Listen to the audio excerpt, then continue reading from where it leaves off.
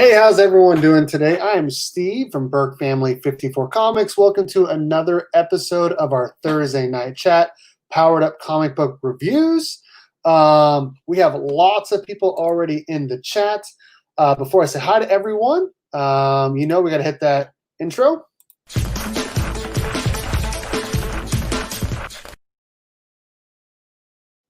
All right, and I am joined as always by several of my good friends in the community.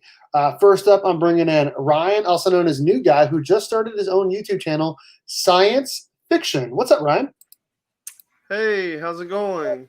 It's been a pretty cool week, so I'm excited to talk about some comic books tonight. Boom, boom. All right, and next up, we got to bring in the big snuggly panda bear. What's up, Panda? Hey, what's going on, man? How are you guys? We're good, man. How are you doing? Not too bad, not too bad. Actually, came back from my first full day of work, so it's been good. Working from home is not really what I thought it was going to be like. So I understand that completely. Yeah, understand completely. I just want to recognize really quickly, Ryan's shirt from Stranger Things is amazing. Yeah, that's awesome. Yeah, I was about to say something earlier about that, but I was like, I'll wait. There you go. We have some people up in the chat already. Let's go and say hi to them. Isaiah was the first person in here. Hello. What's up, Isaiah?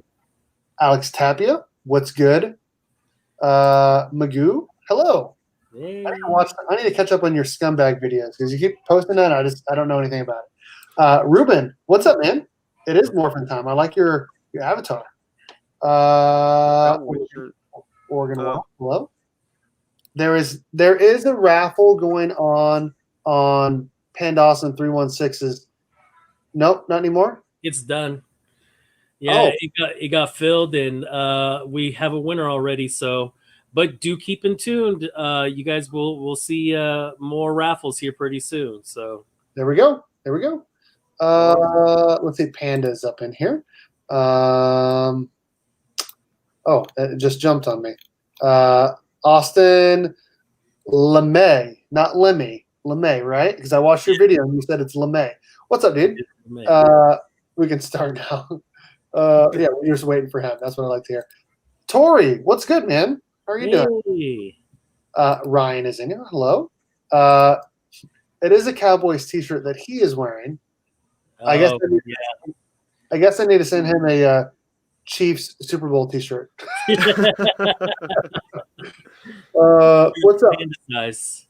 What's up, John? How's it going? Okay, before we get into any of our stuff, I would like to say, if you did not check out my video from yesterday, I put it in the description of this video, but I'm gonna put it in the chat as well. This is my Power Rangers Draken New Dawn Simple Man's Comics in the 616 Comics exclusive cover, virgin cover by Steve Morris. I revealed the cover on my channel yesterday. It's doing pretty well. I think it's around 200 views now. So if you've not checked it out, make sure you check it out and watch all the way to the end because I talk about the cover multiple times. But the last time I talked about it, I talk about a coupon code. So if you want to know the coupon code and what it is, make sure you check out that video that I just put in the chat. Hey, Selwyn, what's up? Evan Shimko, hello. I'm gonna go watch the video, get the code. I'll tell you later. There you go. I appreciate everyone for joining me. I appreciate Ryan and Panda for joining me. As always, tonight's show is going to be a little bit different because we are obviously going to be reviewing Power Rangers 52, but we're also going to be talking about the Crossbones Kickstarter comic books that were sent to me by Covenant Comics. And I actually think we're probably going to start with that first. I love coupons too, man. My sister actually used to do extreme couponing. So, oh, really? For a while. My wife has a friend like that. She used to just like bring us like boxes full of like toothpaste and all kinds of stuff that she would get for free because she would just use like so many coupons and stuff. I'm like, man, that's a crazy deal. Nice. Okay, so this is what we're gonna do. Before we do any of that, we always talk about what comic books we read this week. I did not make it to the comic book store this week because I was only going to pick up one new book, and that is Power Rangers 52. I did read it digitally on Comixology. Let's see here. You mean to tell me only a Power Rangers book wasn't enough incentive to go to the store? No. You can see it right there. Not at 52, huh? If it had been 32. There it is. I did read the whole thing. And did you read it at that size? Good Lord. No. That was just the library. So I read the whole thing, obviously. And then I also read, dude, I'm so ready. Also, if you guys don't already know about it, Sunday live auction on this channel. Panda's going to be on it. Me, Selwyn, many others. It's going to be awesome. We're going to sell some good books. And then I read the Crossbones Kickstarter, which was the first 3 issues that they sent me digitally. So those are the only new comic books to me that I read. I reread this, TMNT #1, the color reprint. Though I read the copy that I'm sending Panda. I'll keep this one pristine. Right? Gotta crease it down. And then I read Michelangelo #1 as well. And I've read several others too recently, but those are the ones that I read. So Ryan, did you pick up any new comics this week? No, I was out of town all day yesterday, actually, from like 8 to 8. So I totally missed store hours. But I had a good time out there. I did read, same as you. I picked up the digital versions. Hey, Covenant. There we go. I did pick up the digital version of Power Rangers and number 52, and then I read the Crossbones books over again. And I've read some other stuff, man. Like I read the Chew. Chew was awesome. Bliss was pretty cool. Very interesting stuff there. So I've read a lot of books this week, actually, and a lot of really good stuff from last week. But yeah, for this week, I read Power Rangers 52 and Crossbones. Boom. So far, we're all on the same page. Pandawesome316, what'd you get this week? So I actually physically made it out to my my LCS. So I was able to get Teenage Mutant Ninja Turtles 107. I like it. That reminds me of issue 2. You say what? That reminds me of the original series, issue 2. Yeah, that's why I picked cover B up. It's the Eastman variant. So I also did pick up the Turtles Annual 2020. So I am looking forward to reading this one. But I also picked up the Eastman variant, which this is sick. Dude, nice. Right. You got Crane right in the stomach of Leatherhead. I picked up 52. I also picked up that reprint of issue 9. His stuff. I was talking to Newbie on his channel the other day, and so I picked up Captain Marvel 18, which I normally wouldn't, but I guess there's a big hype about this book right now, so I had to pick it up. I also picked up Witchblade. This is the 25th anniversary, and I was talking to Chaos and Comics, and he convinced me to pick up that Texas Blood #2, and I was able to pick up that Texas Blood #1 because my LCS had that one as well, and I actually picked up the last copy, so I was really happy that I went back that day and picked it up. So, dude, you got lots of books, and I love all of those. That's awesome. I will say, my store that used to be open in Manhattan here, they used to have a whole bunch of Witchblades #1, and one, like I want to say 1 or 2 of them were signed, but I didn't buy any of those. I'm glad I have the first appearance of Crossbones. Okay, yeah. Well, we're talking about a different Crossbones tonight. Did it come with a free Cowboys shirt? I'm gonna get a lot of hate for that. I didn't even think about the shirt that I was wearing today. Oh, it's all good, dude. Whenever you wear a team shirt, that's what you expect, right? Yeah. Let's see here. Have you read any of that Texas Blood? Not yet. I got it not yet. last night, so I'm pretty excited to get back into it, or get into it at least. Yeah. The only thing that I read was 52, and I read Crossbones all over again. Oh, And okay. I read some of the TMNT annual earlier today, but man, That the one TMNT does interest me. annual, Did you like that one? which one? The annual? The annual was actually pretty good so far, Oh, okay. so I'm looking forward Yeah. to finishing it up. I did want to read that. I forgot it came out today. I just thought about 107. I was like, I'm not that interested. Yeah, yeah. But the annual interests me, and I have been reading that Texas Blood, and it's really good. I read the second one this morning. It was actually the first thing I read because I wanted to check out that, and it's weird because it's like different from the first one, but it's really good. Yeah, so apparently Chaos in Comics, or Chris, um, he did a live on Instagram and was talking about that Texas Blood. And he was saying that pretty much number one is like a one off, and that the actual series itself starts at number two. So, Yeah. What I kind of took from it, like the first one, it introduces you. It's like it takes place in small town West Texas, and it basically introduces you to the town and all the citizens and everything. uh-huh. And then this second one brings a character basically back to town, and that's where you're really stepping into the story. It's his story, but he wasn't even in the first book. They just introduced you to the whole town and the cast of characters. Oh, okay. Yeah, and so it is like a weird prequel one-shot kind of thing, but it's really cool the way they pull it off. I really liked it. I'll have to check it out. Yeah. All right, sorry, Steve. I know we totally derailed everything, but It's all good.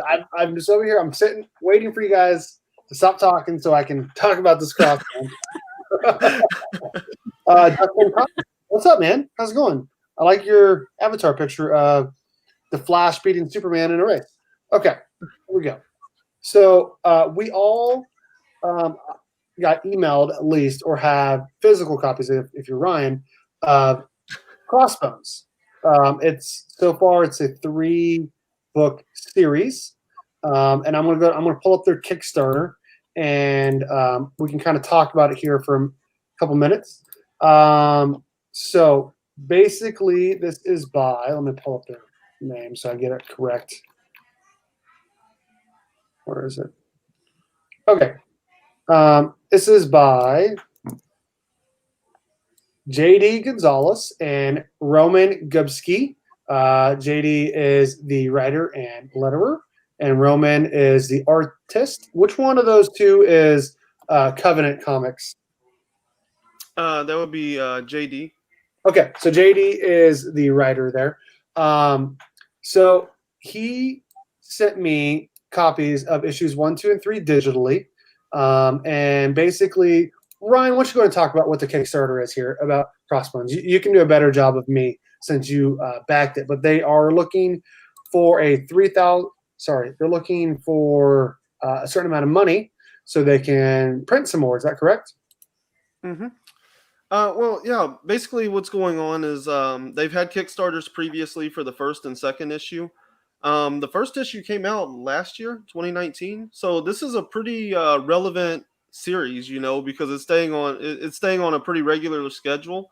And so basically, the first one was last year. I think the second one was last year as well, maybe the beginning of this year. And now they're on the third issue, and the success of the first two is piled into a really successful Kickstarter so far, but there's so many more goals that we could be breaking if everybody joins in. So that's why we kind of want to talk about this series tonight as a group, is kind of explain what this story is about, so we can kind of show off how great this is. And, it's a great opportunity to help make somebody else's dream come true and get a great story out of it and be able to enjoy this as we did. Awesome. I'm gonna go back up here and I'm gonna read a little bit about what Crossbones is. Crossbones is set in a city called San Diablo, which lays on a direct border between the U.S. and Mexico. However, this city has a bit of a problem. It is overtaken by a killer cartel called Los Demonios, whom have been savaging the area for decades. The series follows a prevalent member of said cartel who goes by the name of Crossbones. See where I got the title from? Now things don't go very well for Crossbones. This is a comic book after all, and he's left to die by the very people who he trusted. Dun dun dun. But again, this is a comic book, and no one is ever actually dead. Now imbued with new powers and new life, Crossbones has to redeem himself of his evil past, while at the same time stop those who try to kill him. Ultimately, this is a redemption story, showing that even an evil man is capable of good. Or is he? Let's find out together. So, that was really well written. I read all 3 issues. My mom's watching. Hi, Mom. Hey, So I read all 3 issues last night digitally, and honestly, like he sent me this, I want to say it was like a month ago, a couple weeks ago. I felt bad I hadn't read it yet. I was actually talking to D-Ron Comics about it over the weekend, but we were talking. We're like, what else are we going to review this week? Because there's really only Power Rangers that came out that we all are going to read, and we're like, hey, let's. I think it was Panda who actually said, let's do Crossbones. Do the Panda or Ryan, and I'm like, yes, we definitely need to do that because I told him I would. Read it and review it on the channel. So I read all 3 issues last night. Big Mama Burke. I really liked it. I really liked it a lot. All 3 issues were good. Obviously, issue 1, you're like, what is happening? Because you don't really know the characters. It's not like a regular issue 1 for like Batman or Superman or Spider-Man, where you know the character or you know the characters. This one is completely different, and I enjoyed every single issue. I wanted more after issue 3. I was texting this to Panda today. I was like, this is really, really good. And it kind of reminded me like of the whole series. I'll stop talking here in a minute, let everyone else review it. But it kind of reminded me of if you cross The Boys, which is on Amazon, with Ozark, with Punisher, with Ghost Rider, in the movie The Town.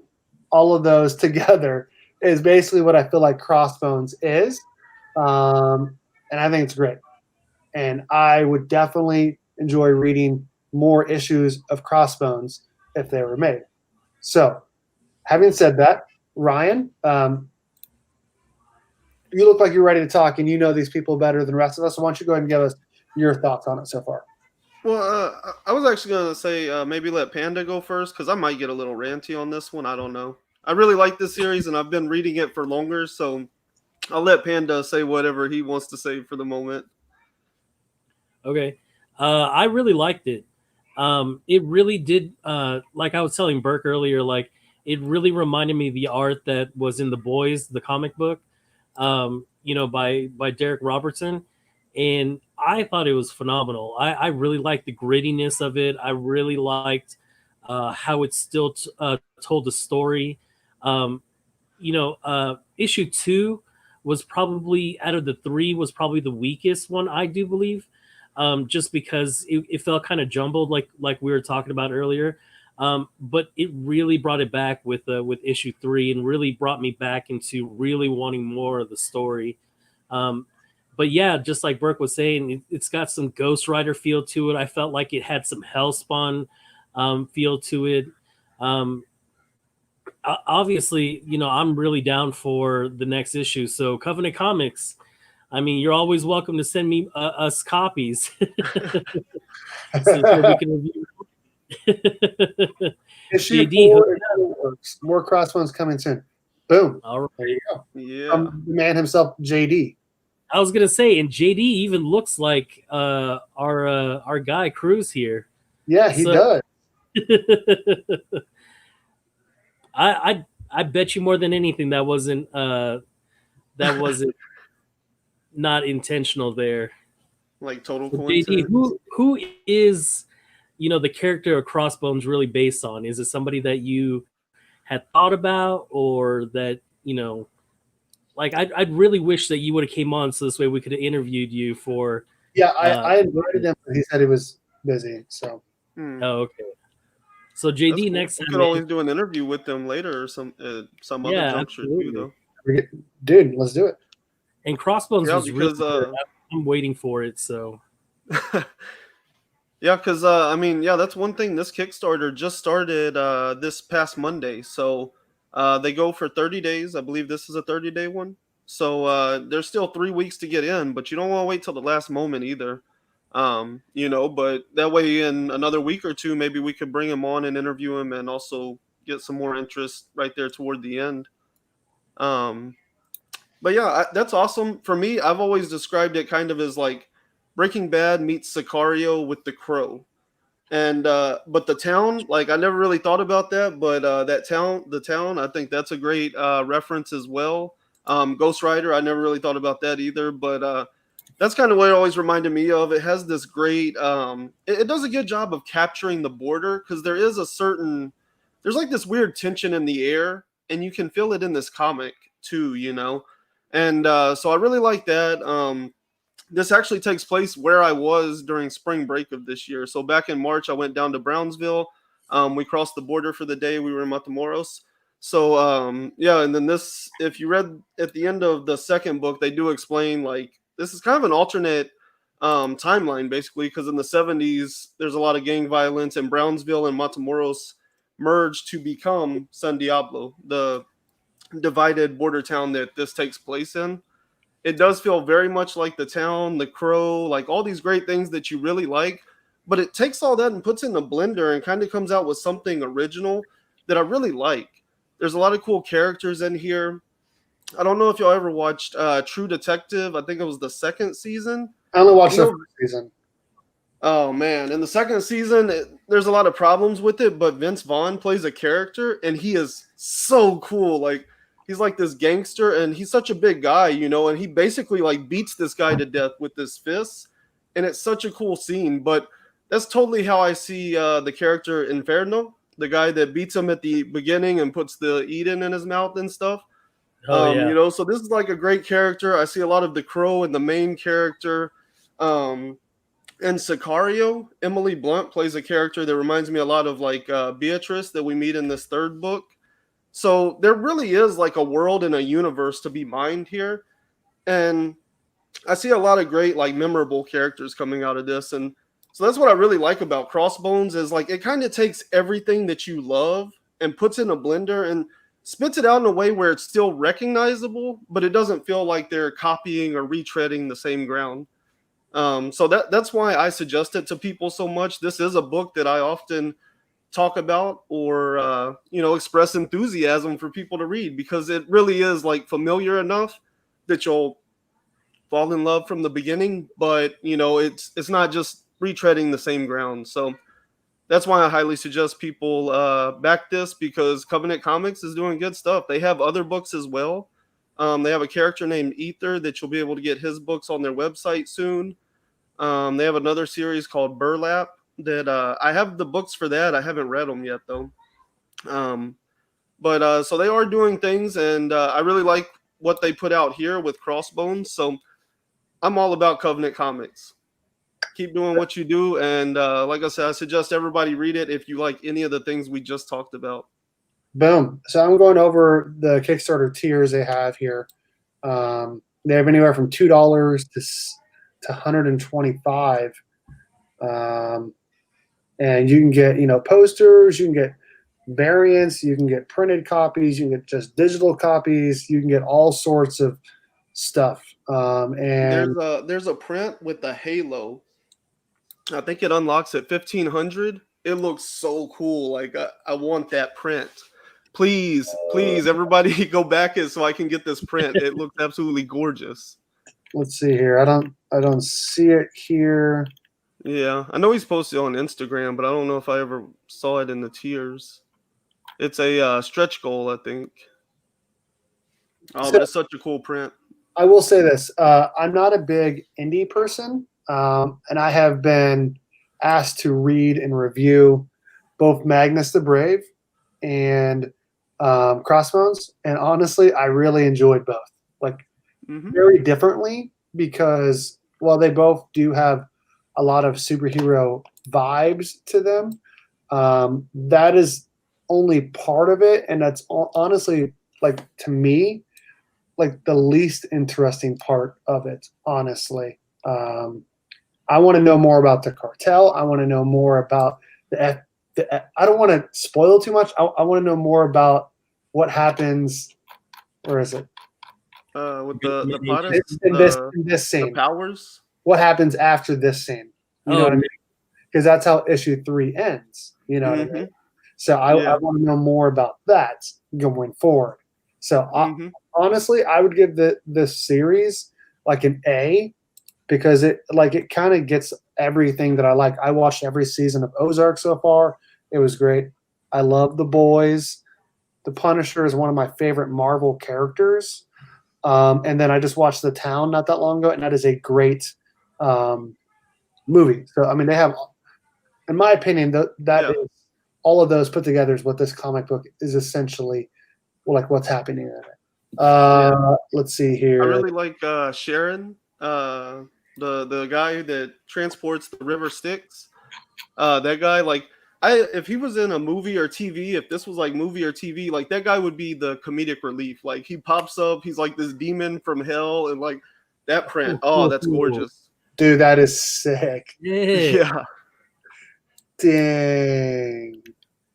Yeah. That is sick. That is really sick.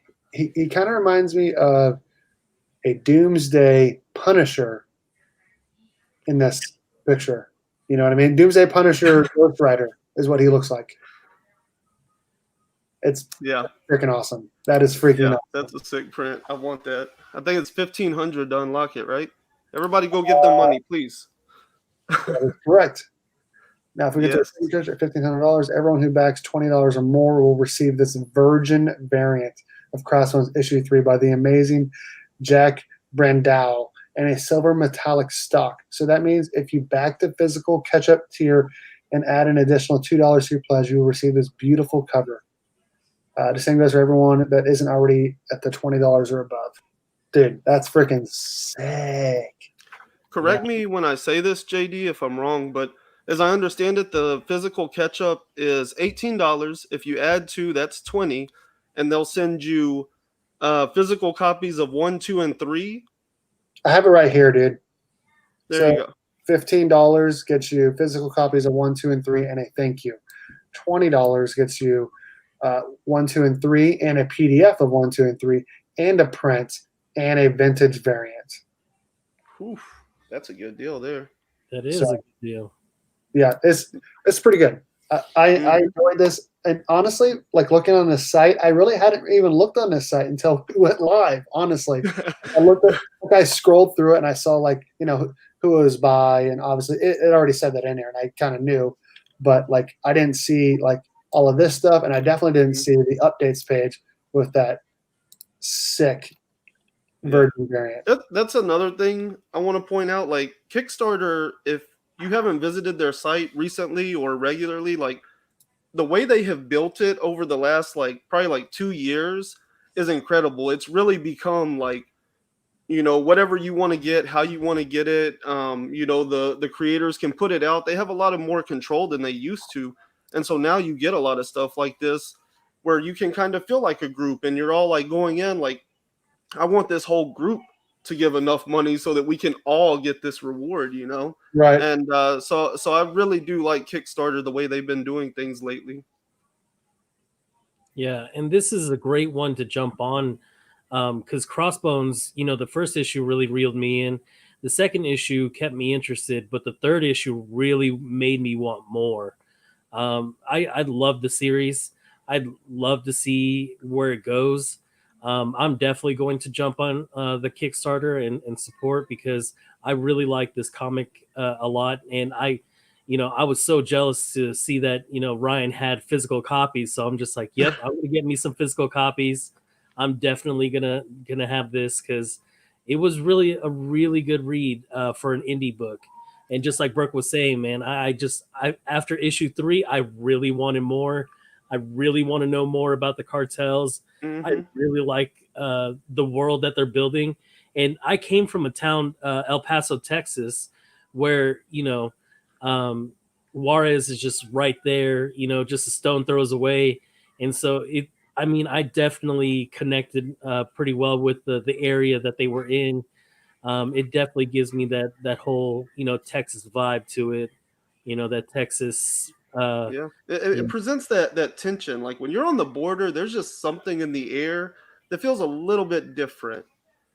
Yeah, It's hard to explain, but this comic captures that, and that's one thing that impressed me almost immediately. Like it felt like the border, Yeah, I thought it was great. Honestly, it was really, really good.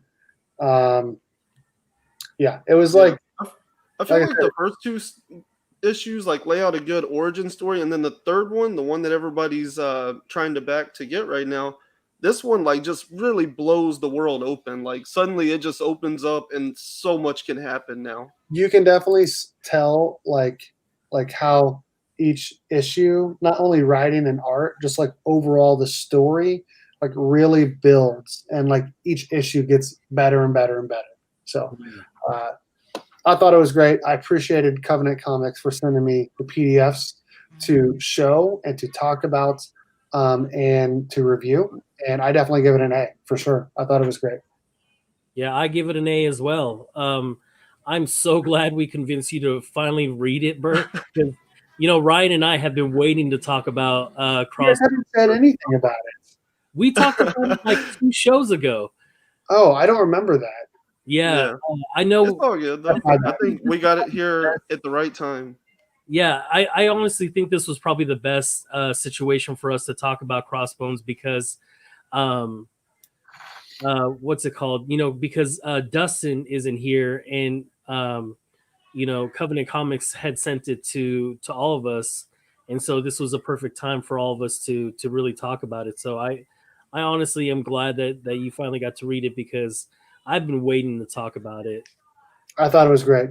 Yeah. Thank you, Ryan, for talking to Covenant Comics to help get that sent to the rest of us, and I enjoyed it, like I said. So if you want to support the Kickstarter for this, the link is in the chat. It's also in the description of the video. Great job, JD, and the artist. I want to make sure I say his name. Roman, good job. And the guest artist, Mebones. I thought it was great, for sure. Yeah, for sure. It definitely gets an A from me. So, yeah, I do want to talk about this other thing really quickly, and then we'll review Power Rangers 52. Cool.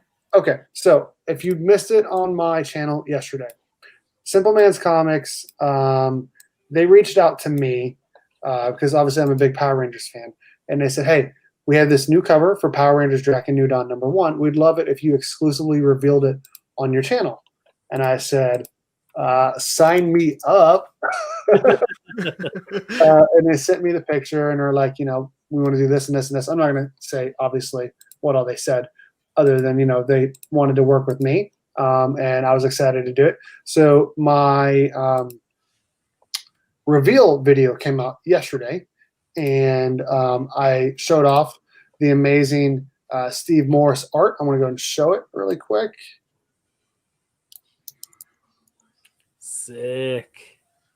That is just gorgeous. Oh, does it show up if I click on it?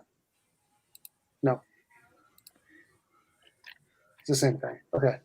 So yeah, that is the cover. It's a virgin variant, limited to only 500 copies.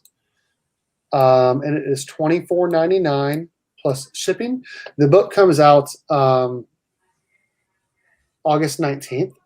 So obviously it would ship after that, and you can get it on either Simple Man's Comics or the 616 Comics websites. And I believe, let me see if I put them in the description of the video. I did not, but it's in the description of the video for my reveal from yesterday.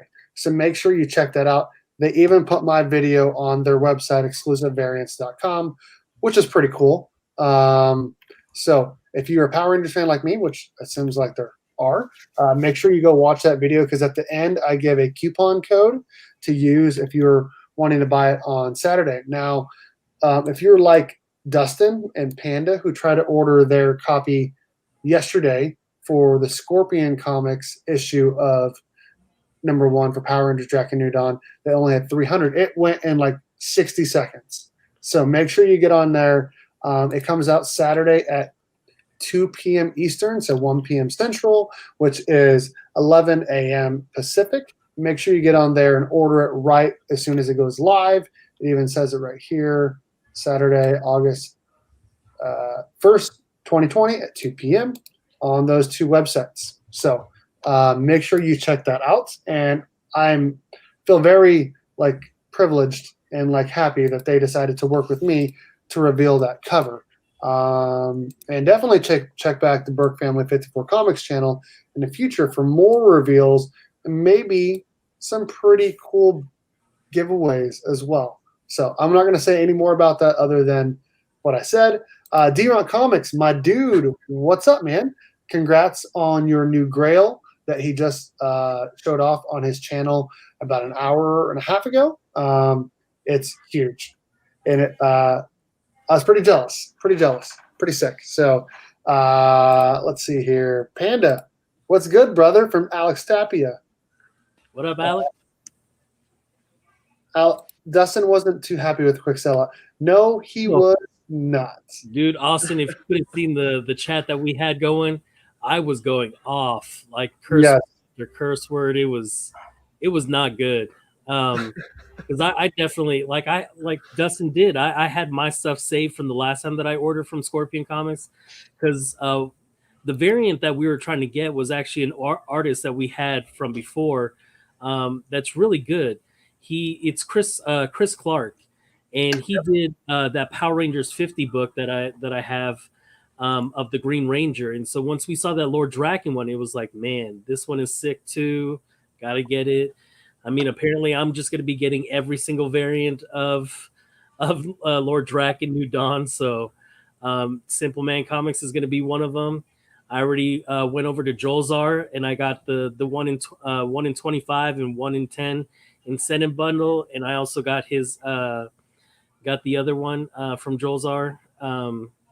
Man, I just, there's so many great websites, and just to get the heartache that we did with Scorpion Comics, like I really want to start backing more people like Jolzar Comics or Jolzar Collectibles.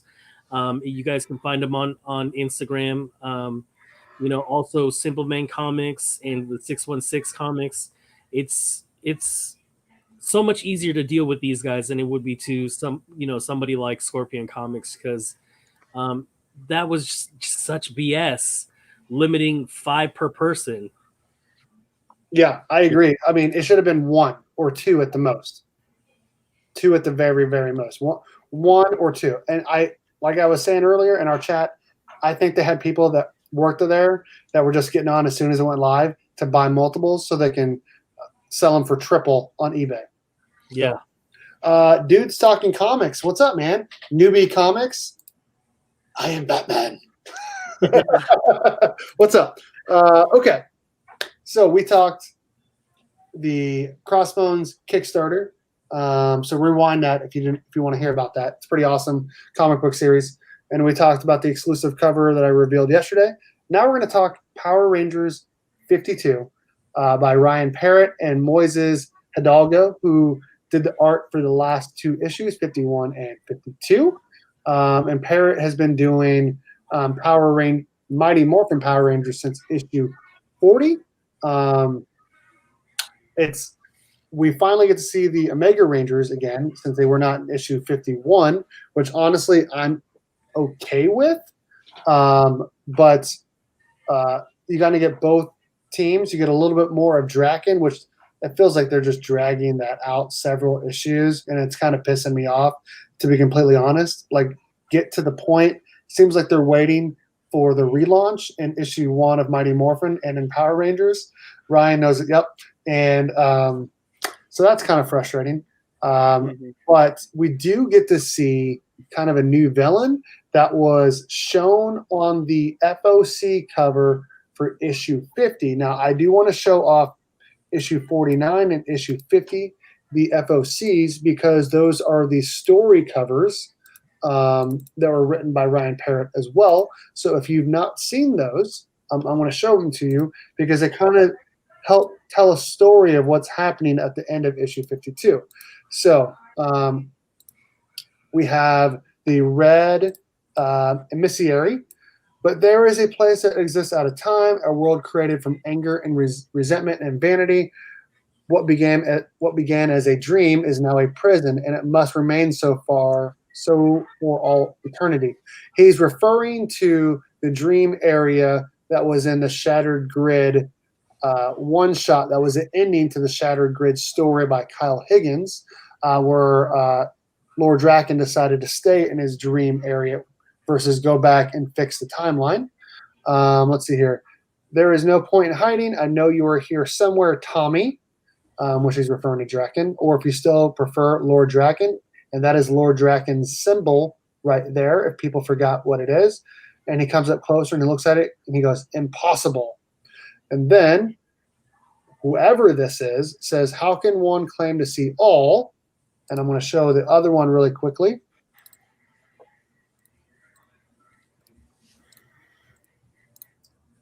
And yet still see nothing. And you see this same entity at the end of Power Rangers 52 that's on the FOC here kill the red emissary. Obviously chops him completely in half, destroys him, which honestly it's kind of weird because now the blue emissary and red emissary are both killed, which I thought they're more like Zordon. They weren't really people, thought they're more like spirits moving around.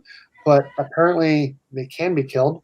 And it says, finally, our fate is ours again. So, yeah, there's that. I don't know if Panda had seen that or not. I do think Ryan had seen that. What are you guys' thoughts on issue 52? And who could that be, possibly? Because I thought it was going to be Draken, but it doesn't look like it is. That looks like who Draken is afraid of when he says they're coming. So, what do you guys think? Yeah, I think this issue was the Dragon Ball Z Power Rangers crossover that nobody was looking for. Like, why did they take the Capsule Corp logo? Why did they take the Fusion Dance? And why did they take the Dragon Ball Z villain reveal at the end of the issue? That was so weird to me. The art is still not great. They went from... This was better. I think they took some of his, like, pencil shading out, and it seemed to help a little bit. It was still pretty anime looking. This art, look at that. Look at Kim. Yeah, that's absolutely fantastic if you ask me. Very What's with much. those eyes? I know, that's what I'm saying, man. Like, it looks like Looney Tunes or something when they get mad. with Kim and Tommy is just, it's not good. Like, I really wish Dan Mora would just do all of it. I just think it would be a lot more compelling and a lot more interesting. But to me, honestly, this issue had nothing going on except for the last couple pages with the Omega Rangers and that entity that's there. It was so much filler. It felt like a Dragon Ball Z episode, like Ryan was saying. It feels like a filler. This is Piccolo and Goku doing that driving all over again. That driving episode where they were trying to get their driver's license. Like, there's no reason. To be clear, Dragon Ball Z is cool. So is what's it called? One Punch Man. But there is an art form to Big Battle that they're not getting. That's the problem. If he knew how to drag it out the way the Big Battle does, it would be so cool. The fights would be that much better when they pay off. But he doesn't have the pacing for Big Battle like that. No, and it shows. It definitely shows. I mean, from going from one panel to the other, there's no cohesion. There's just it's not as good as I would like it to be. I mean, that's just me being nitpicky, but I mean, we've had so many better story arcs right now, and for this one to end the way that it's going to, with it, we're ending on what, issue 55? Yes, issue 52. So it's like, yeah, we still have 3 more issues of this. Exactly. That's what I'm saying, is that it's hard for me to get excited about the last issues of this. Yeah. Yeah. I mean, it's obvious. I wouldn't even call it a cash grab. It's just they don't want their brand to become irrelevant. If they aren't in shops every month until they get to this reboot that they're building, people will forget their name and they'll lose sales. So they have to be putting out something to keep people interested in the name, but this is not helping things, if you ask me. So I don't know if you guys listened to the Mighty Morphin Power Rangers SDCC panel where they had the Boom Studios basically editor-in-chief person. They had Ryan Parrott. They had a whole bunch of Power Ranger people. They had artists that are coming up. They had all sorts of people on there. And honestly, from the sounds of their panel, I think Ryan Parrott is doing the best he can. Well, obviously he's coming up with some new stuff that, maybe they're running with. But honestly, it sounds like their editor, I want to say her name's Daphne something. I don't know her last name. Daphne Pleben. It seems like she is the one kind of like pulling the strings, like micromanaging it and like saying this is how we want it to be. That's a feel that I got from the SDCC panel. She felt very Dan DiDio to me, like what I say goes. And because Ryan Parrott said he said this in the Boom Room and on the panel that he's written all these other stories that have never been published because they didn't like the story that he wrote. And it just seems like they are only publishing what she thinks they should publish. And I'm not saying that's good or bad, but that's essentially how I felt following the panel. Ryan, did you feel that way too? I don't disagree with you on that. I will say there is another layer to all that they didn't even show on that panel, and that is Hasbro themselves. They have ultimate control. So there might be a layer of like Daphne trying to filter things into what she wants, but I think there's also a bigger layer. I imagine a lot of the stories he wrote are a little too hardcore or take characters in directions that Hasbro doesn't want on their brand. And so I think that's really more of where that was aimed at, was like Hasbro kind of sidelining stuff. But I do agree with you. Daphne has always been there. I mean, I've been listening to Boom Room since, well, I won't say since the beginning, but I've went back and listened all the way to the beginning of it. So Daphne has always been present, and she's always had a hand in it. Sometimes it sounds like she's a little more handcuffing than other times, but I've also heard a lot of complaints about where Hasbro's been with the brand as well. A lot of people about their Lightning collection and not getting enough of them and the quality of them as well. Yeah, and I definitely get the impression right now that Power Rangers might not be as profitable as Hasbro would like for it to be. And it kind of feels like they're trying to wash their hands of the brand. And I do feel like Boom Studios is trying to position themselves to kind of help take control of that IP, or at least get some kind of creative control. Because I do get the impression that Daphne and Parrott do want to tell those stories that they're not letting us see. Panda, what do you think? No, yeah, I haven't gotten a chance to see the SDC stuff, so I can't really talk upon that. But you definitely feel like there's a lot of restraint happening because of some of the creative control here. I honestly think with the Ranger Slayer being the way that it was written by Ryan Parrott, just because it was a one shot, he really got to let go. Yes, but like we need more of that. That's what would continue on with the avid readers like us. But the kind of BS that's going on in 51 and 52, like it really dropped the ball after 50. Like, why didn't we just jump right into the story? Why are we wading in the waters over here? Like, why are we not fully jumping into the story? And it just feels like a long dragged out thing until 55, and then we're gonna get that reboot. So it's like, why should I feel excited about the ending of this series with the way that it's going? I definitely agree with that. Okay. On the movie thing, like that, I see. I could see Hasbro retaining the rights for movies and film, and letting Boom Studios take control of the rest of the IP, because it's very strange that there's no contracts. Hasbro has broken ties with Toei. There's no contracts for Power Rangers live action TV shows beyond 2021. So I do feel like there's something going on with the IP there. I could see Hasbro pulling basically like Marvel did before, or how Disney Warner Brothers or DC Warner Brothers handles it, where movies and film is handled by Hasbro, but they let Boom have full creative control, because that's what they want. They want to tell these stories, but they don't have the creative control. Yeah. Looks like Daphne has been at Boom Studios since 2008. She was an editor for 9 years, and she's been a senior editor for the last 3 years. So it seems like she's been doing something right, at least. If she's I been, think she was editor on like Lumberjanes and like a couple of their other like sure. kind of like female spearheaded young adult titles and stuff like that.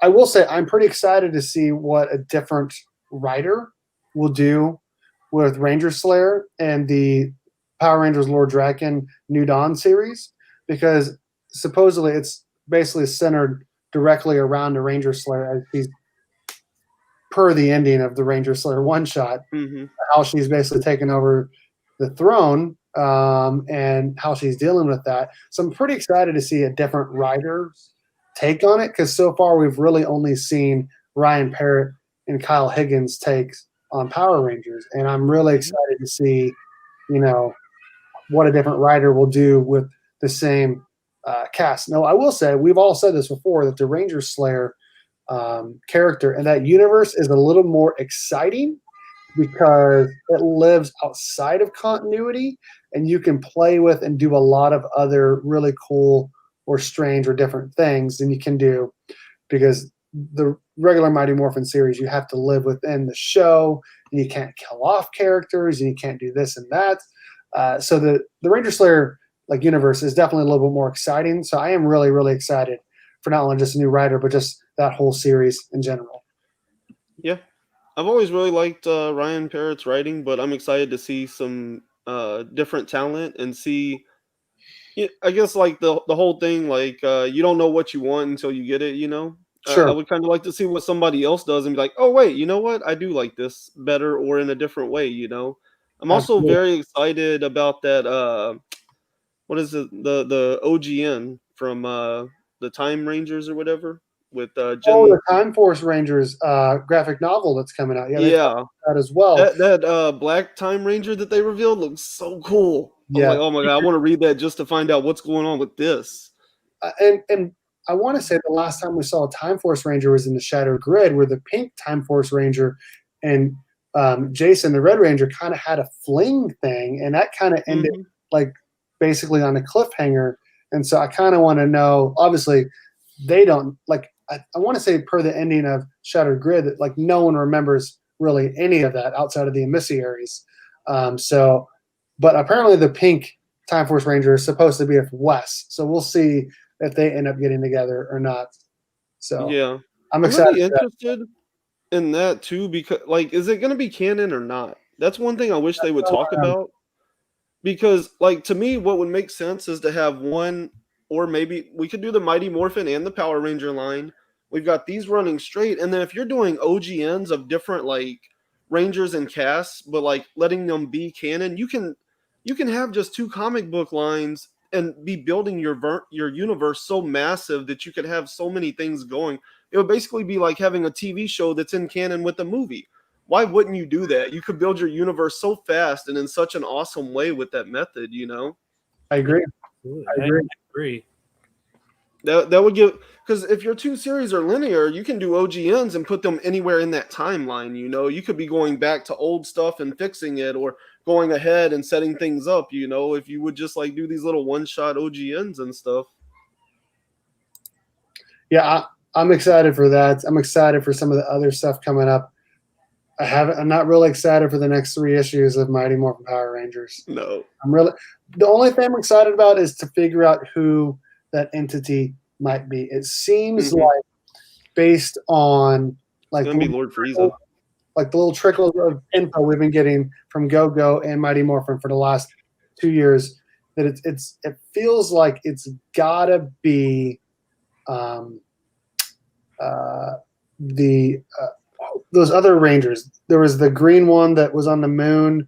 Gosh, what is the name of it? Psycho Rangers. Psycho Rangers. Feels like it's got to be Psycho Rangers related. Hey, what's up, Magic Yeah. Lab? Oh, they love the Psycho energy. Though I will say 2 things. At the very end of the last issue, we got Lord Zed and Rita and all those people turning into the Chaos Rangers. They weren't in this book at all. No, not at all. So what was the point of putting them at the end of that last issue and not putting them in this one at all? What was the point of having the Omega Rangers in this issue and not in the last one at all. It seems like still like there's two different things happening and they're trying to intermix them, but it's not flowing well, and they need to fix it. It 100% reminds me of when they were doing Go-Go and Mighty Morphin, except for now they just canceled Go-Go and they're just calling it all Mighty Morphin. But these issues they're playing the same way, like back and forth. You don't even know what's going on. Yes. And sometimes like it feels like it's merging together, like Necessary Evil finally did that in like issue 45 or 46, but like still it took way too long. A lot of people jumped off by that point, you know what I mean? Yeah. I mean that's kind of where I kind of jumped off and came back in around 40, 49 or 47 because I picked up 46 and I was just like, okay, this isn't bad. But by like, you know, by issue 40, I was just like, I'm not really too sure, you know, 32. But yeah, just like, you know, Flash was saying, with they could have ended it with Necessary Evil, and I would have been fine with that too. You know, this just I would say this is the second time they've kind of overstepped the length of a series. Because Go-Go should have ended with Forever Rangers, the one shot after 20. 20 issues, the one shot, and that would have been a perfectly contained series. Mighty Morphin could have ended right there at Necessary Evil. It would have been better if they'd ended before that, but that would have been fine. But I don't know. They just keep going just a little too far. It's like they don't know when to stop. Going to the well one too many times. Yeah. They tried to go off a little bit for the Beyond the Grid, and everyone hated it. Everyone hated it. They're like, okay, let's draw everyone back in with the White Ranger, who was not really even the focus at all in the whole series. It should have been. And you know, I actually just recently went back and did like a pretty deep read of all of Beyond the Grid, like 31 all the way through 39. And you know, the first 4 issues of that are total garbage. And then the 5th issue, 35 is like, they tried to do something a little different. 36 through 39 are actually really good. But you got to wade through some garbage to get to them. Dang. There are 2 other things I want to talk about, and then we can either finish it or we can just hang out for a little bit longer. 2 other things I want to talk about. Number 1, we get like the Omega Ranger's own power blaster, which to me was so fan servicey and stupid and so dumb. And like I hated it, honestly. Yeah. Especially considering the Omega Rangers are still missing a blue Water Ranger to finish their power blast, finish all their stuff. So apparently that's never going to happen again. It felt like also, what are they doing? They punch each other? They punch each other, and she drops the hammer. Yeah, that's what it felt like. Just like one big, gigantic high five kaboom. Yeah. I mean, I did not get that. I was like, okay, so these 2 are just using fists, and she brings a weapon into it. Like, that's weird to me. Especially, this is literally like 2 panels after Jason said, "Wow, I love this sword." Yeah. I was just like, she just. Yeah, I rolled the sword thing. I was like, that's so. Yeah, that was. You know what, Michael? You're right about that. Except for we've talked about that. Fan service worked really well in the crossover with Ninja Turtles, but here it was not so well done. The other thing I want to talk about is for an SDCC panel. It sounds like, I mean, I put it in our group chat. The Green Ranger is coming back, but it's going to be a little bit different powered up. And from that panel, it honestly, like, it's 100% Matt. Is it not, Matt? Because I'm going to play the clip on my phone, the sound from it. And then you guys tell me again what you think. Let me see here. Where is it? Play out of the issues. And I guess I could say it's exactly who you expect and who you least suspect. But I guess it's like a familiar face for some people. For others, that's probably going to feel like a whole new character. But I will say this, we did choose the character to become the Green Ranger organically. And more importantly, because of the impact it has on the other Rangers and not just Tommy. That was the whole point of doing this. So it's been a lot of fun to write. And that is how you completely dodge a question. So if it was Lord Draken, obviously it would have a huge impact on Tommy and not just not the whole team. What he talks about, it has a huge impact on the whole team. The whole team knew or knows who Matt is, and they made that very clear in the Go-Go series. And also, I want to say it was issue 51. Matt came back last issue, where Rocky and him are talking to each other about playing football against each other. Mhm. Oh, Rocky knows who Matt is. Kim knows who he is. Tommy knows who he is. Billy knows who he is. It seems, and Adam knows who he is now too, obviously. So it seems very clear, based on the comments and everything, that the Green Ranger, it's got to be Matt. Yeah, they're gonna make Matt Aisha's boyfriend too, so this way she fits into the whole picture as well. Oh, there you go. Yeah. My ex. I mean, my initial thoughts on that Green Ranger suit we saw was like, this looks either like a suit that you would use to travel through space, or it looks like a suit that they made, like a homegrown Ranger. Like maybe Billy has figured out how to tap the grid directly himself. Ooh. And has figured out how to make his own morpher, and maybe he's created a Ranger, you know? That's so cool. Yeah, that's kind of my thought on that.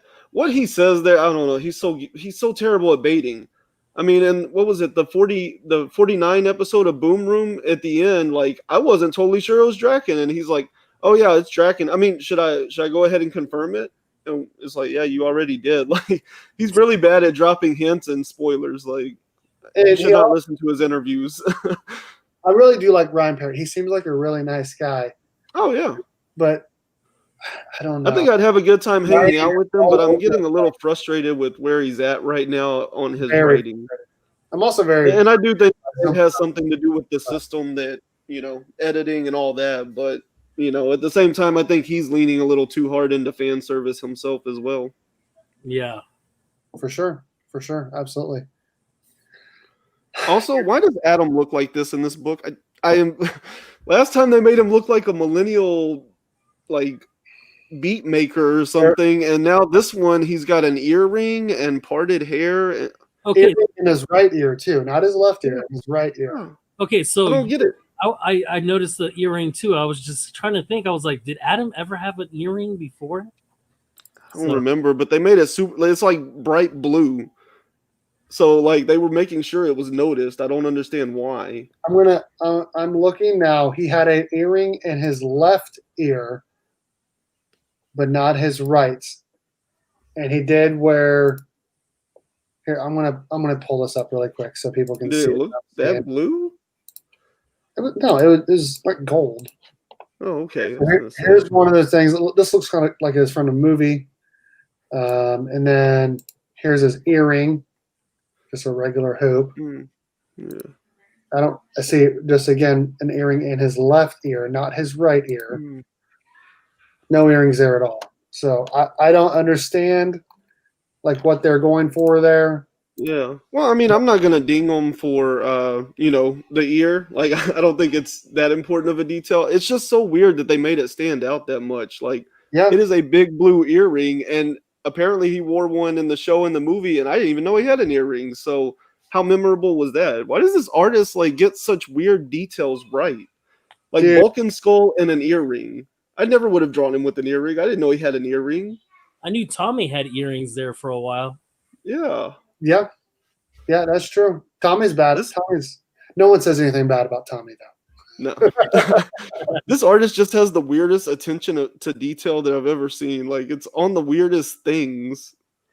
All he ever paid attention to was the background. I don't get it. It's crazy. I don't like the Dragon Ball Z anime look to it. We need to go back to Hendry Posedia, who drew the first, I want to say like first 12 or 20 issues. And I think I actually have. Where is it? Yeah, that's the panel I'm looking at too. Like it's so blue. Like they make it so obvious. And yeah, like panels right above it. It's a big earring, and he's far away. Like you can see it everywhere. It's so weird how obvious they make it. Like they don't want you to miss it. The art has not been great. The writing has not been great. Well, we're about 2 issues over that threshold, Mr. Michael Villarreal. Dude, my chat is like not updating. He said, how much more can be milked out of Mighty Morphin before it's been too much? I think we're 2 issues over that threshold right now. We are getting a new artist, and then we're getting 2 new series, and another new artist, obviously. When Power Rangers launches and Mighty Morphin launches, we're gonna get Marco Renna, and I can't remember the other guy, but I want to say European as Francesco. well. Marco Renna and something Francesco, I think. Yes. I don't know why my chat's not updating. Francesco. Ciao. Oh, she was so weird.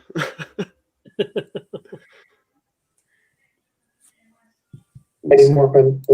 There we go. How much more? Okay, yeah, I got it. I'm all caught up now. So, you guys got anything else you guys want to say about Power Rangers issue 52? We tried our absolute best to be as positive as possible. We really, really did. Yeah, I don't think we beat this one up nearly as much as 51. Yeah, 51 was trash. Yeah. And they knew it. They fixed a lot of it here, but they didn't get enough of it done. Okay, next week, let's talk about what comes out, and then we can talk about what we're going to be reviewing. Okay. Yeah. Hopefully we get more people next week. Dude, there's like 8 people live right now. Oh, yeah. Okay, here we go. Is King of Nowhere good? I've heard good things. Yes. Batman 96, for sure. DC's Dead Planet. I really want to talk Dead Planet #1 and #2 next week. So we're doing that. Hopefully Dustin can grab #1 and #2. Does that require any previous reading? No. Not really. Oh, okay. Okay, Really. I'll check that one out then. That's fine. We pretty much go over it. Like, so if you read 1 that came out a couple weeks ago and then #2 that comes out next week, you pretty much be fine. Yeah. Okay. Did we not talk about 1? No, we were going to, but Dustin didn't pick it up. So we were waiting for him. Oh, okay. And this one. Boom. Firepower. Oh, yeah. I'm pretty excited to see where that goes. So Firepower #1 and #2 come out next week, but we've already read Firepower #1. So I'm assuming this is just a reprint of it that's going to cost money. But I don't know for sure. You know what I mean? Yeah, I mean, that would be what it has to be. And then, because if you look at the cover, it's the same cover as the Free Comic Book Day #1. Yeah. Like, the exact same. But if you go to issue 2. But it's not, because doesn't the Free Comic Book one have like the big white box? That's true. It does. But so that's going to be the only difference. I have heard that this is supposed to be like a gold cover, or there's like supposed to be like one thank you gold cover for Firepower. It comes out next week. That might be like a hot book to pick up if your store will let you buy it. See whether it's Firepower, that might be gold. So I'm thinking Firepower. Cool. I thought it was really cool that it was a Free Comic Book Day #1. Like, that might make it worth really having collected it then, down the road. I don't see anything, honestly, in Marvel that I want to read for next week. I really don't. Thor is still another week out, right? Thor, yeah, we have a #3 and #4 second and third printing. And yeah, #6 I think is the week after. I did think this was interesting. We got I didn't realize this was even a thing. We got My Little Pony and Transformers. Oh yeah. IDW will do anything for money. Yeah, so, Berserker, that looks awesome too. Where? Berserker? Berserker. It's that Keanu Reeves book. I'm pretty excited for that. I don't see it on here. No, it don't come out till October. They were talking about it in the chat. My bad.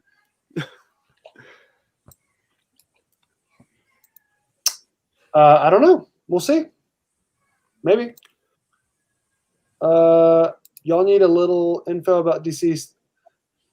You'll need a little. Okay. Well, yeah, and they go over it a little bit, honestly. And at least that's what I remember, right, Panda? Yeah. I mean, I felt fine. And I hadn't read all of DC, so I mean, it honestly, you could just pick up number 1 and go from there. Yeah. That's true. I mean, I listen to so many like podcasts and stuff. Like a lot of that stuff's all like I know a majority of what's going on or what happened.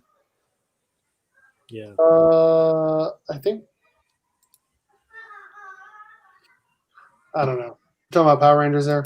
I did put this in the chat. First, Clown Hunter in Batman 96. I think it has to be Alfred, based off of last issue, and the fact that obviously Batman cannot survive without Alfred, and Lucius Fox cannot be as Alfred, and obviously he's like done right now as well, based off the Joker's toxins. So I'm excited about Batman and Deceased and Firepower. So I think those should be the 3 that we review. Now, obviously, you guys don't have to read all of those, but I'm assuming Panda will at least read Batman and DC. Yeah. And then all 3 of us will probably read Firepower. So if we come up with something else too, we can always talk about whatever you guys want to talk about. Yeah. I mean, I'll read Firepower and Deceased. I don't know. Batman doesn't really hold my attention enough. You tried for like 2 issues, and it just didn't do it for you. I mean, honestly, I think part of it's timing. I think I've tried every like wrong issue. Like I think I always try to get in on like what people call a jumping on point, but it's the most boring thing in the world. And I'm like, and then they're like, oh, but the next one was so awesome because Deathstroke like fights Batman in the street. And I'm like, well, I just saw him pull him out of a building, so. I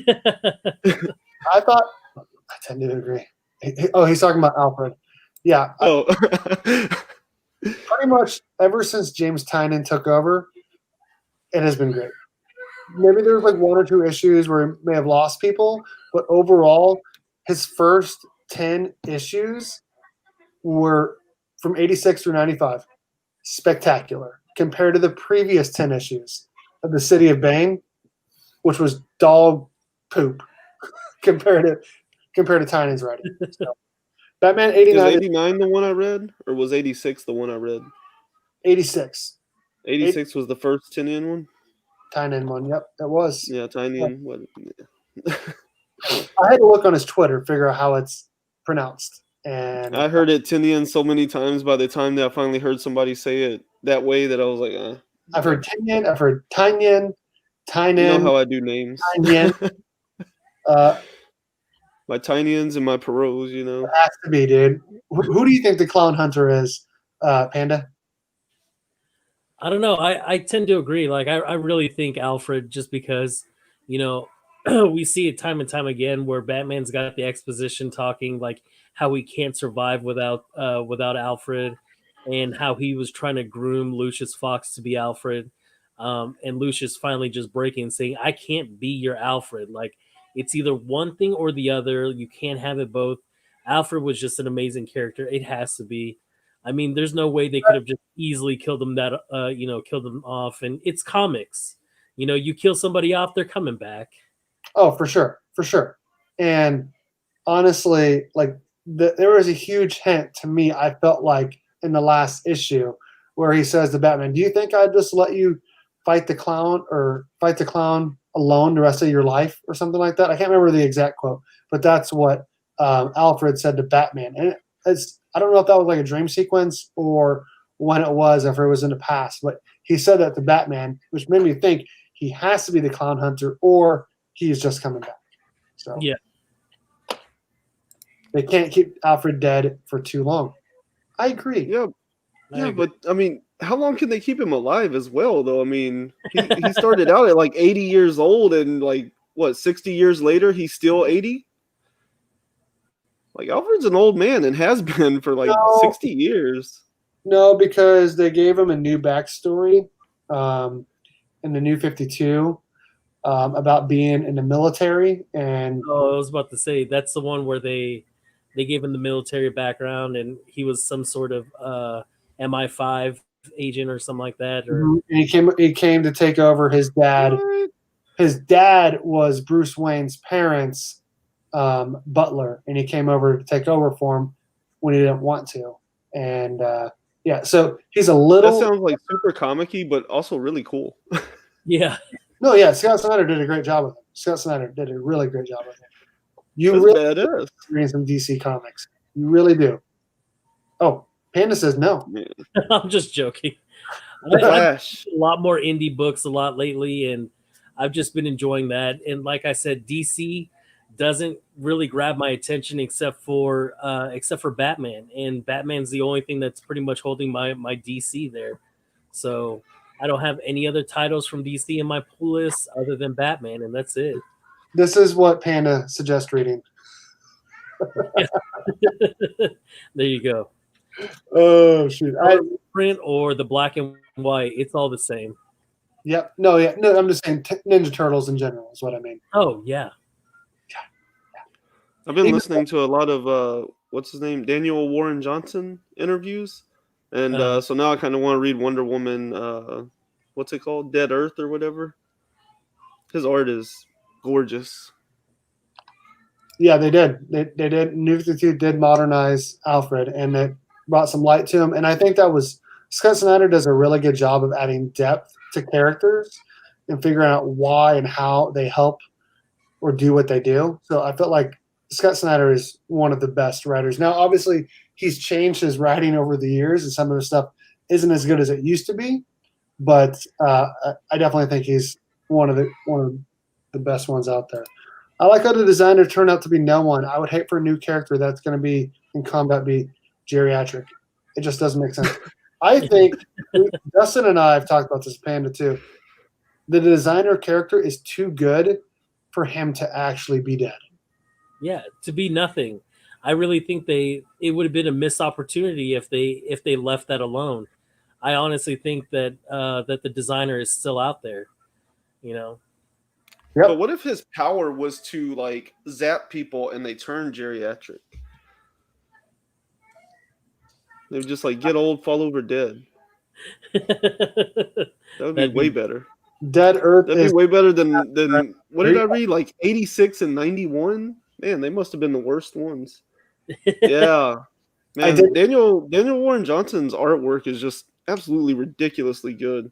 This is it right here, and I have not read it. I read the one again today that I'm sending Panda, which was Panda gets the reader copy. Big Daddy Burke gets a good copy. The reader copy. I love that book. Oh shoot. Okay. All right. You guys have anything else you guys want to talk about here with anything? No. We do miss Dustin 2 weeks in a row. I know. We miss him. Hope he's that energy.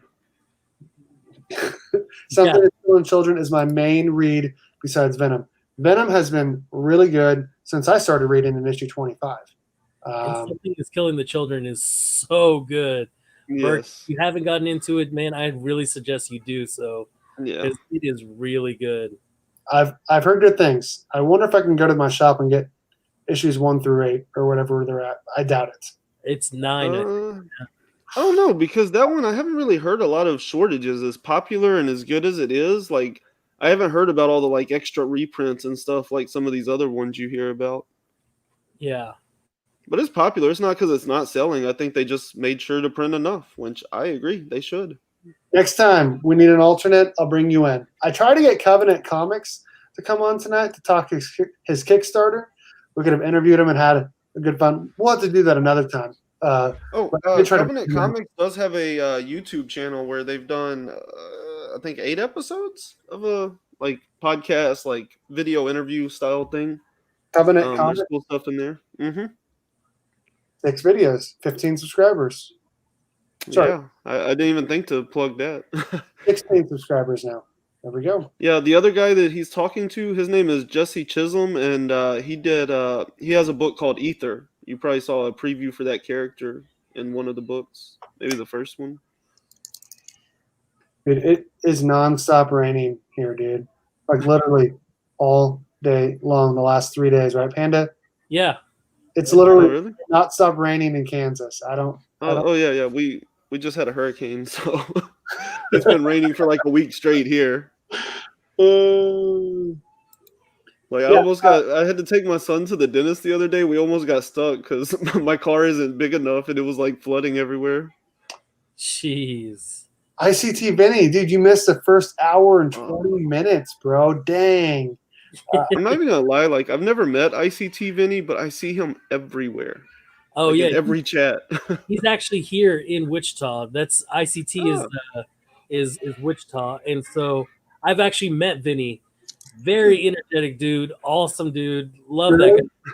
He's really cool. I believe it as much as I see him in the chat rooms. Yeah. Pretty soon, me, Mike V, Panda, Gamma, and Vinny, we're all gonna go comic book hunting together and hang out. It's gonna happen soon. As soon as all this bullcrap pandemic ends, which I cannot wait for it to end, so we can stop wearing masks everywhere and we can start going to stores and going to sporting events. I can't wait for that. Okay. Yeah. I got off on a I just want to go somewhere without having to think too much about it before I do. It's super stressful, man. Like we can't live like this for that much longer. Yeah. I used to be like, oh, I need to go to Walmart. I would just jump in the car and go. And now it's like, I better make sure I'm getting enough stuff to make the trip worth it, you know? Panda is from the 316. ICT, also known as 713. Also known as Wichita. It's gonna happen. Gonna be crazy. Yeah. Vinny, man, that dude has so much energy. Like I love talking to that dude. That dude was so funny. Dude, I can't wait. It's gonna be a good time. It's gonna be a really good time for sure. Ryan and Panda, do you guys got some videos coming out on your channels this week? Yes. Yeah, I recorded some videos today, so I'm gonna be putting those together, and should be up tomorrow, maybe afternoon, 3, 4, 5 o'clock, somewhere in there. You know, and I'm just working on a lot of other stuff. I got a lot of other ideas cooking, so I'm excited for what all's going on. Is there gonna be another new comic book day preview video? Which, by the way, your last one was a lot better than the first one. Yeah, I think they got slightly better each time. There we go. But I do have my new comic day picks put together, so I'll be putting all that stuff together probably tomorrow. Which, by the way, Mike V, I need to send you some info that I sent Panda earlier on that signing. So that's actually not terrible, honestly. Okay, Panda, what you got going on your channel? I just recently got an AOK from Dustin over at Two Bros. So shout out to Dustin. Thanks for that. I'll be putting together that video as much as I can, and if not, you know, Burke, you got my back. I know you do. I do. And, I also have another video from Turbo Comics. I just received another AOK from B. Raimi, who's here in the chats. And man, I've got a whole bunch of unboxings to do, and I plan on doing a live show next Monday with Ryan talking about TMNT. Dude, there you go. There you go. For sure, man. Awesome. I have a CGC unboxing video tomorrow of some modern keys, and I am excited about it. Hot. Straight fire, just dripping fire CGC books that I unboxed yesterday for a video for tomorrow. It's going to be awesome. It's going to be awesome. I think everyone's going to like it. It's going to be cool. Damn, another AOK. Nice. Yeah. Dude, this community is amazing. I got 7 in like 3 weeks. Wow. It's about time. I know, dude. CGC had my moderns for like 6 weeks, it felt like. But the grades were worth the wait. Monday, I'll be there. There you go. There you go. And I think Saturday, I'll have my new comic book day previews for next week. I'm going to have Sunday, we have our live auction on this channel, 1 p.m. Eastern. Me, Panda, Mike, Selwyn, JB, Hawaiian Punch. Who's the other one? Who's the other? I'm missing someone. Are you? No, that's it. Me, JB, Selwyn, Panda, Hawaiian Punch, Mike V. So that's on Sunday at 1 p.m. Eastern on this channel. Hopefully we can sell some good stuff. I'm excited for it. So that's what's happening on my channel. Thank you, Ryan and Panda for hanging out. I had a great time.